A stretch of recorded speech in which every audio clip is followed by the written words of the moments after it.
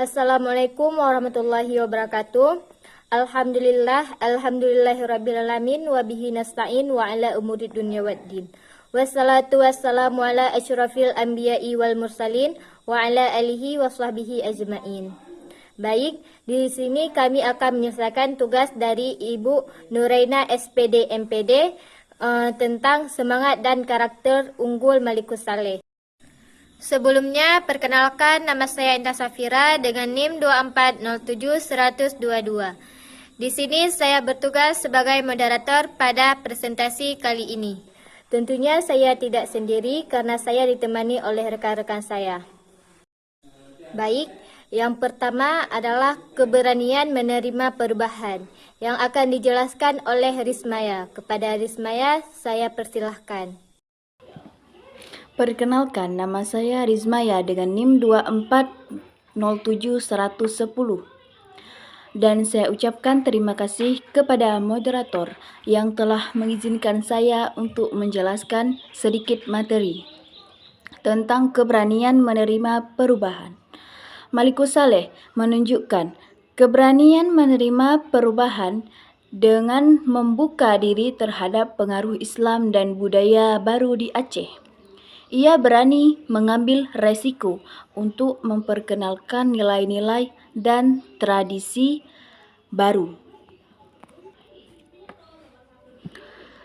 Malikus Saleh juga dikenal sebagai pemimpin yang adaptif dan berani menerima perubahan.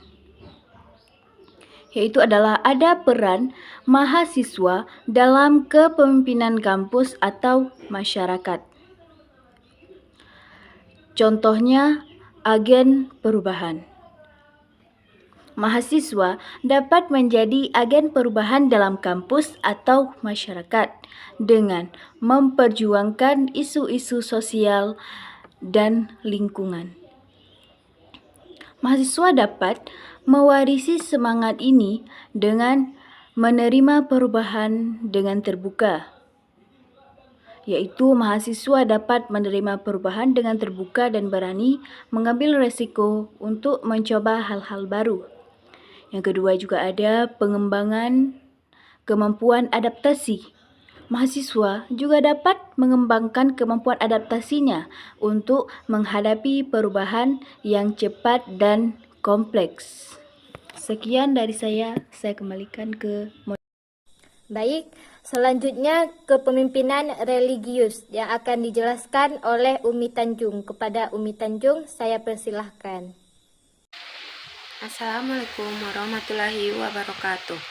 Perkenalkan, nama saya Umi Tanjung dengan NIM 2407103. Di sini saya akan menjelaskan tentang kepemimpinan religius. Kepemimpinan religius adalah bentuk kepemimpinan yang berdasarkan pada nilai-nilai spiritual dan agama. Pemimpin religius seringkali memiliki peran penting dalam membimbing dan memotivasi berdasarkan ajaran agama. Ciri-ciri kepemimpinan religius antara lain sebagai berikut. 1. Berbasis pada nilai spiritual. 2. Membimbing dan memotivasi. 3. Mengembangkan pemahaman. Dan 4. Menjadi sebuah contoh. Contoh kepemimpinan religius yaitu 1. Pemimpin agama, contohnya seperti imam, pendeta, dan rabbi. 2. Pemimpin spiritual, contohnya seperti guru dan pemandu. 3. Pemimpin komunitas agama, contohnya seperti ketua majelis dan ketua yayasan. Kepemimpinan religius dapat berdampak positif pada komunitas. Contohnya, 1. Meningkatkan kesadaran spiritual, yaitu pemimpin religius dapat membantu meningkatkan kesadaran spiritual dan keimanan komunitas. 2. Membangun komunitas yang solid, seperti pemimpin religius dapat membantu membangun komunitas yang solid dan harmonis. 3. Pembimbing individu, contohnya pemimpin religius dapat membantu membimbing individu dalam menghadapi tantangan hidup dan mencapai tujuan spiritual. Baik, itu saja yang bisa saya sampaikan. Terima kasih. Dan yang ketiga ada visi dakwah dan diplomasi strategi yang akan dijelaskan oleh Asifa Samsi. Kepada Asifa, saya persilahkan. Perkenalkan, nama saya Asifa Samsi dengan NIM 2407126. Visi dakwah Malikus Saleh. Malikus Saleh seorang pemimpin ulung dari kerajaan Samudera Pasai, memiliki visi dakwah yang kuat dan efektif. Beberapa aspek visi dakwahnya yaitu pertama, menyebarkan Islam. Malikus Saleh memiliki visi untuk menyebarkan agama Islam ke seluruh wilayah Nusantara dan sekitarnya. 2. Membangun masyarakat Islami. Ia berupaya membangun masyarakat yang berdasarkan nilai-nilai Islam dan menekankan pentingnya keadilan, kesederhanaan, dan toleransi. 3. Mengembangkan pendidikan. Malikus Saleh juga mempromosikan pendidikan Islam dan mengembangkan sistem pendidikan yang efektif dan mengingatkan kesadaran dan pengetahuan masyarakat tentang agama Islam. Strategi diplomasi Malikus Saleh. Malikus Saleh juga dikenal karena strategi diplomasi yang efektif dalam mengembangkan hubungan dengan negara-negara lain. Beberapa aspek strategi yang digunakannya, yang pertama, membangun hubungan diplomatik. Malikus Saleh membangun hubungan diplomatik dengan negara-negara lain, termasuk dengan negara-negara tetangga dan negara-negara jauh. Kedua, menggunakan perdagangan. Ia menggunakan perdagangan sebagai sarana untuk membangun hubungan diplomatik dan meningkatkan pengetahuan kerajaan Samudera Pasai. Ketiga, mengembangkan kerjasama. Malikus Saleh juga mengembangkan kerjasama dengan negara-negara lain dalam bidang politik, ekonomi, dan budaya. Dengan visi dakwah dan strategi diplomat yang efektif, Malikus Saleh berhasil membangun kerajaan Samudera Pasai menjadi salah satu kerajaan yang kuat dan berpengaruh di Nusantara. Dan yang terakhir ada jiwa pemersatu yang akan dijelaskan oleh Intan Musliana. Kepada Intan saya persilahkan.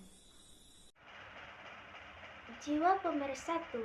Jiwa pemersatu adalah kemampuan untuk mempersatukan orang-orang dari berbagai latar belakang, memfasilitasi kerjasama, dan membangun kesepakatan di antara mereka. Ini melibatkan yang pertama empati, yaitu di mana kita harus memahami dan menghargai perspektif orang lain. Yang kedua, toleransi, di mana kita harus menerima perbedaan dan keragaman orang lain. Yang ketiga, kemampuan komunikasi efektif, di mana kita harus membangun dialog dan memahami kebutuhan orang lain. Yang keempat, kemampuan menemukan titik temu, di mana kita harus mencari solusi yang dapat diterima oleh semua pihak.